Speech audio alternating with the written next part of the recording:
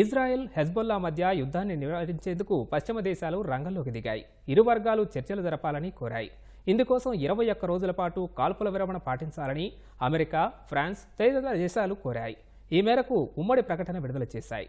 Israel, Lebanon సమస్యపై అత్యవసరంగా సమావేశమైన భద్రతా మండలి ఘర్షణ నివారణకు చొరవ చూపాలని ఇరుపక్షాలను కోరింది.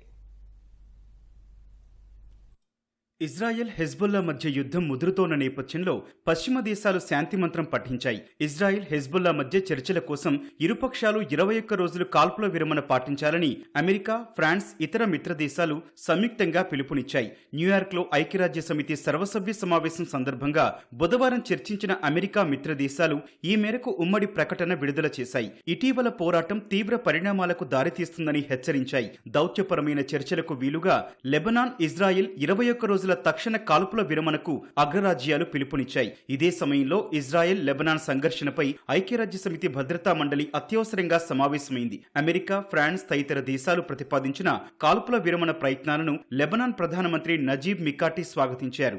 భద్రతా మండలిని ఉద్దేశించి ప్రసంగించిన ఆయన మరింత ఆలస్యం చేయకుండా సమస్యను పరిష్కరించకపోతే ఈ ఘర్షణలతోనే మధ్యప్రాచ్యం మొత్తం అంతమైపోతుందని ఆయన హెచ్చరించారు. అయితే లెబనాన్తో పూర్తిస్థాయి యుద్ధాన్ని కోరుకోవడం లేదని ఇజ్రాయెల్ తేల్చి చెప్పింది. ఐక్యరాజ్య సమితిలో ఇజ్రాయెల్ రాయబారి డానీ డానన్ ఈ మేరకు భద్రతా మండలికి వెల్లడించారు. తనను తాను రక్షించుకోవాలని మాత్రమే ఇజ్రాయెల్ ప్రయత్నిస్తోందని ఆయన వివరించారు. ఇజ్రాయెల్ దాడికి గురైందన్న ఆయన హింస పెరగడానికి హెజ్బొల్లానే కారణమని ఆరోపించారు. హెజ్బొల్లాకు ఇరాన్ అన్ని విధాలా మద్దతిస్తోందని ఇజ్రాయెల్ రాయబారి ఆరోపించారు. మధ్యప్రాచ్యంలో పెరుగుతోన్న సంఘర్షణ గురించి ఫ్రాన్స్ విదేశీ వ్యవహారాల మంత్రి జీన్ నోయెల్ బారోట్ భద్రతా మండలిలో ఆందోళన వ్యక్తం చేశారు. లెబనాన్ ఇప్పటికే బలహీనమైన దేశమని, ఇలాంటి యుద్ధం తర్వాత ఆ దేశం కోలుకోవడం కష్టమన్నారు. పౌరుల ప్రాణాలను కాపాడే ఉద్దేశంతోనే తాత్కాలిక కాల్పుల విరమణ కోసం అమెరికన్ భాగస్వాములతో కలిసి పనిచేస్తున్నట్లు ఫ్రాన్స్ మంత్రి బారూట్ చెప్పారు. పశ్చిమాసియాలో మరో యుద్ధాన్ని నివారించేందుకు దౌత్యపరమైన ప్రయత్నాలు చేస్తున్నట్లు భద్రతా మండలిలో అమెరికా డిప్యూటీ రాయబారి రాబర్ట్ వుడ్ చెప్పారు.